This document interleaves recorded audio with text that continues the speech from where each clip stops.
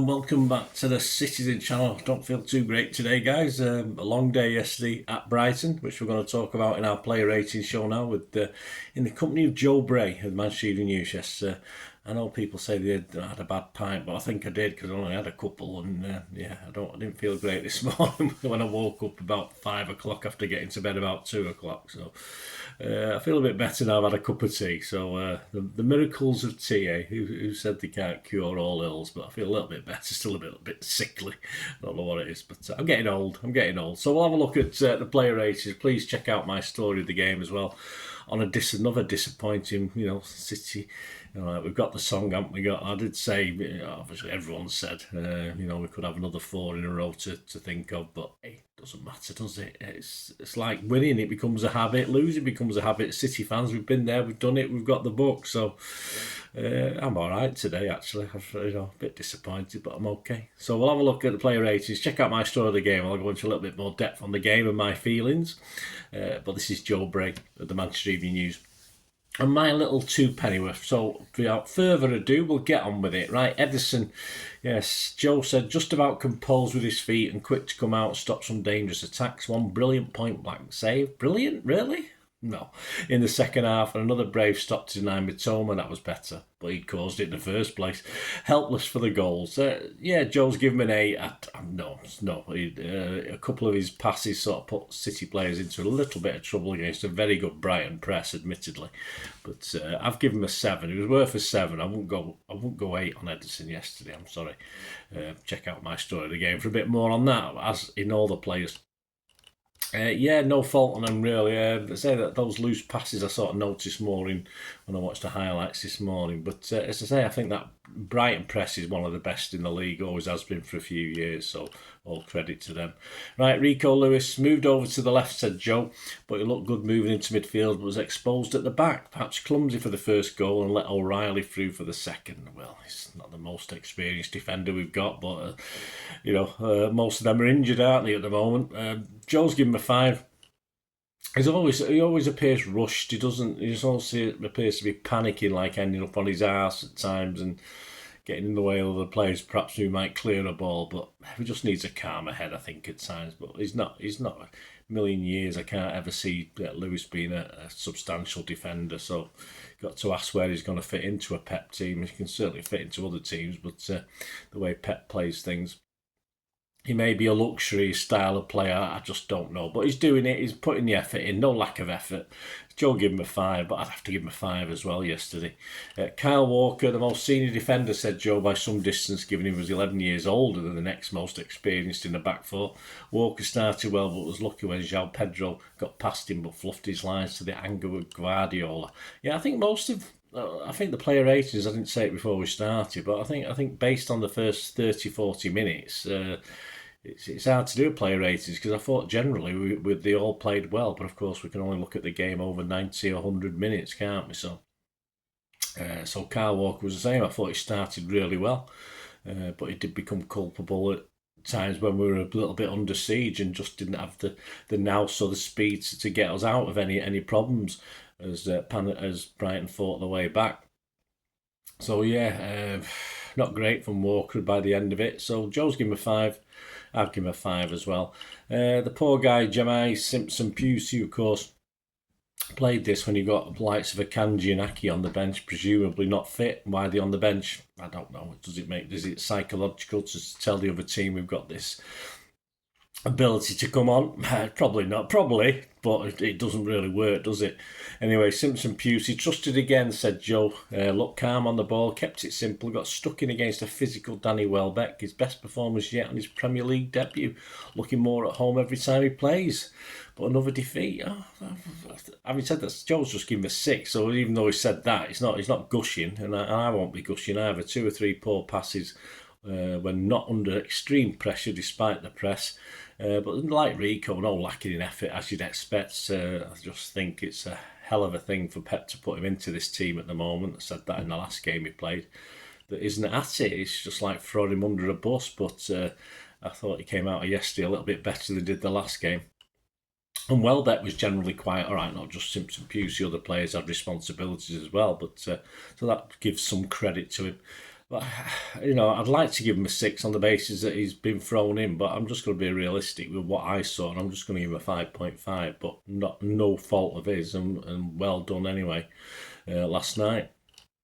Guardiol, Joe said a rare outing in the central defence. Guardiol helped Simpson Pusey out well, but questions can be asked of his role in both Brighton goals. Could he have done more or better in a better position, been in a better position? Well, he's not been playing there, has he? I don't care how wonderful a footballer is. If you're thrown into a position that you're not familiar with, you can only have so many training sessions, and you can't play match conditions, can you, in training? So I think it's unfair to judge him, but we have to judge him. Of course we do. It's player ratings. When he was asked to defend, he was just part of a unit that didn't particularly defend that well. When they realised we weren't that good, and he had a go at us, and he had a chance for glory at the end, of course. But he showed his frustration by hitting the ground with his when he picked himself up, and I think we were a bit frustrated as well. But it didn't ever look as though he was going to. I mean, it would have been a cracking header and a cracking goal, but.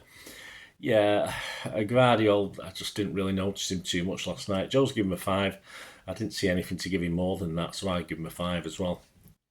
At last, something to be cheerful about. Kovacic, Joe said, just as doubts were being raised over his suitability at number 6, Kovacic was on course for his best performance in a long time.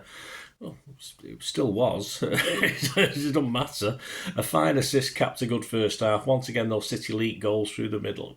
Well, perhaps, I don't know. I mean, he was playing alongside Gundo. The thing is, once Gundo went off, I mean, we were 1-0 up, weren't we? So, perhaps got something to say with it. But, I mean, he always looked better. He's one of the best exponents of the beautiful game, I think, when he's moving forward and bringing it out and beating players to create something. And that's when he's at his best. He's not a naturally defensive midfielder.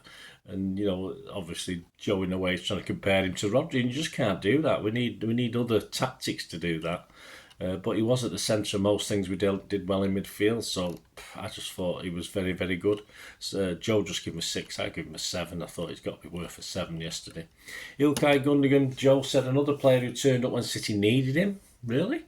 Gundogan has taken time to show his best since returning. This was a much better performance where he complemented Kovacic and helped build pressure and attack, replace when City was still ahead. I'd agree with that. I think he complemented.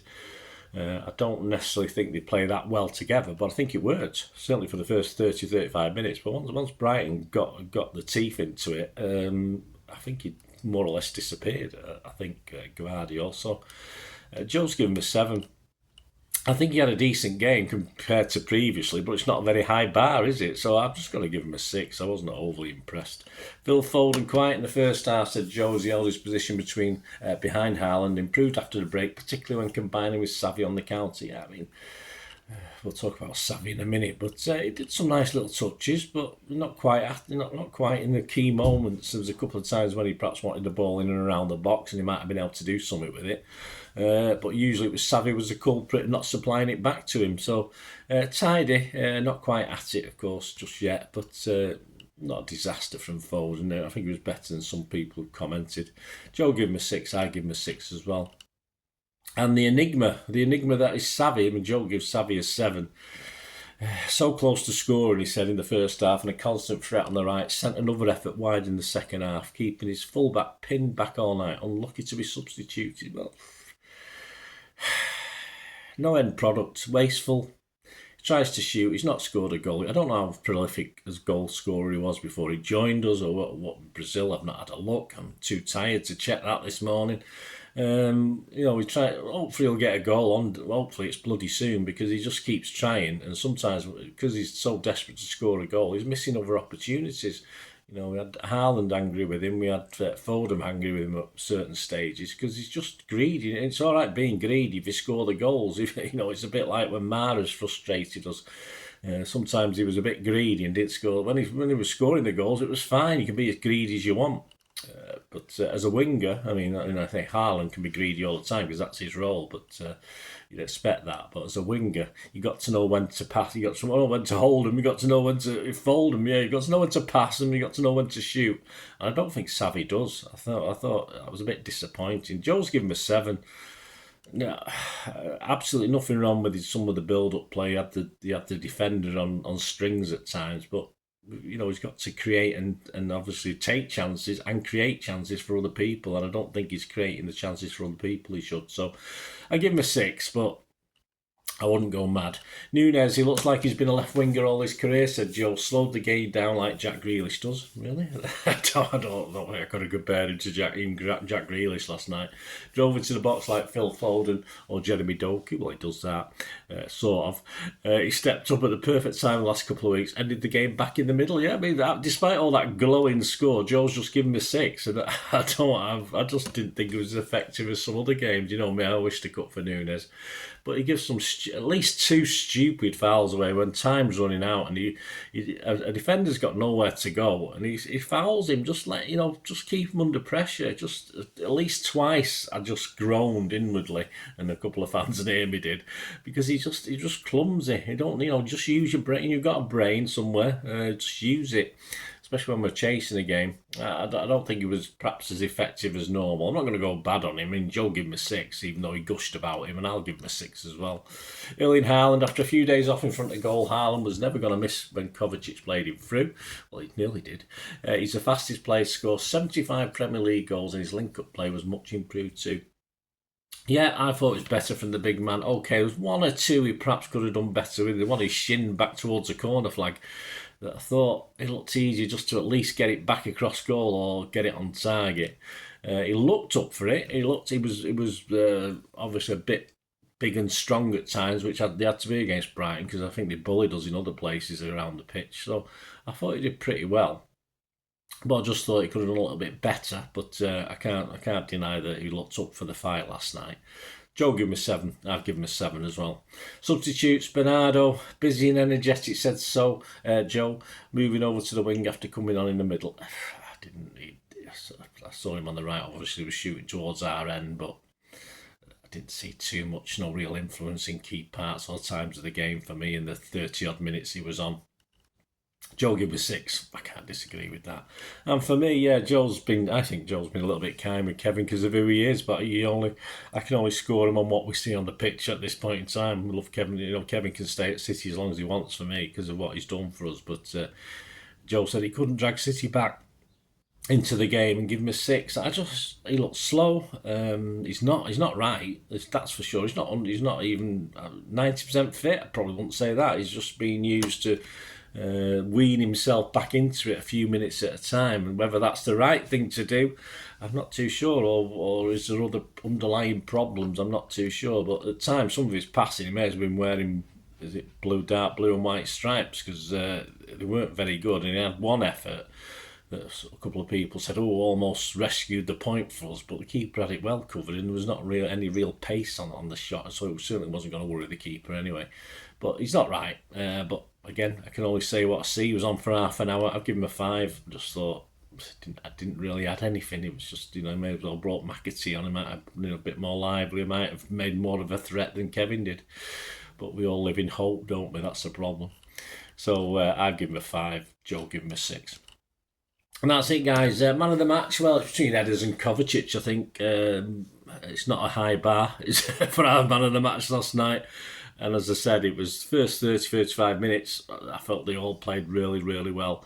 But once Brighton realised we're not the world-class team that everyone thinks we are, and once the manager got them in at half-time to emphasise that, pretty much we were, it was writing on the wall time, I think, that we were going to struggle to hold on to a 1-0 lead, especially when we missed 2 or 3 okay chances to perhaps increase that lead as well. So I'll give it Kovacic. I thought Kovacic was worth the man of the match yesterday. There you go, guys. An international break now. There'll be obviously a couple of catch-ups with I Don't Knows and stuff like that to come. Please check out, I did a Remembrance Day special on Bernard Morgan, who's in the City versus Southampton programme, the last home game. So please check that out, guys. A wonderful man, little tribute. So check that out. And of course, with lots of history stuff coming out over the next few days, as well as a catch up with the I Don't Knows and stuff like that. So please stay tuned, guys. If you don't want a total rest from City, just catch up on all my history stuff. And of course, next week, in a couple of weeks, probably the Wednesday or Thursday before the game, there'll be a Pepsi 11 as Spurs visit us. Yes, so I've already been having a look at that. There'll be a City 1:30 against Spurs as well. So that's a good good watch, if I say so myself. So stay tuned. There's always City on this channel, guys. So if you want your fix after you've had a couple of days of sulking, get it watched. Please, if you are new to the channel, push that subscribe button, push the bell notifications, give us a like. It's always wonderful to get likes. And if you do check through all my stuff, you'll find the stuff on film and TV as well. So you're going to catch up on a few films and TV over the next few days. If City aren't one, then look at my channel if you want an idea of what to watch or what's good, what's bad, etc. And yeah, it'd be great to have you on board for that. If you know someone who's interested in film and TV who's not interested in City, I know it can't happen, but it does occasionally. And please stay tuned for ways of supporting me and supporting the channel. Hope you enjoyed the feature, and yeah, if you can support me through the subscription, if you can subscribe, guys, that'd be wonderful if you've not already done so. We do actually have memberships at the moment, just 99p a month, so you get access to all my City stuff, including all the history vlogs, dozens and dozens not been published yet that you get immediate access to, and every time I do a edit and do a vlog, you get immediate access to it as well. So you can have a copy of scripts as well if you want any hard copy of the sort of things I do on matches and teams and managers and players, etc, etc. So if you can join the membership, that'd be wonderful. We do have sponsors at the moment. Piat6505 are our current sponsor. They have a little eBay shop, so if you check in the comments section, there's a link there to the shop. They sell movie posters from the 90s and 2000s. They sell DVDs, some classic Hollywood movies, some classic foreign language ones. And if you do see anything you fancy on there, if you do place an order, just mention me, just say Bernard sent you, and you automatically get 10% reduction in the cost of your order. So fill your boots, guys, and my thanks to Piat6505. And yeah, if you want to support the channel just by watching the ads, that helps. Watch the ads, let them play through while you just have to check your phone or something, let it play out. And of course, if you follow any of the links, that always works as well. If you follow a link to one of the ads and you fancy something, I've done it myself. I've followed a link and actually purchased something from another organisation. But it can happen. It can happen. Not all ads are stuff you're not interested in. And of course, if you can give us a like, guys, that would be absolutely fantastic. All likes are much appreciated. Anyway, thanks for watching. Until the next time, of course, I only ever ask one thing, don't I? Please, I ask you all to stay safe, especially you Blues. Until the next time, come on, City. Bye for now.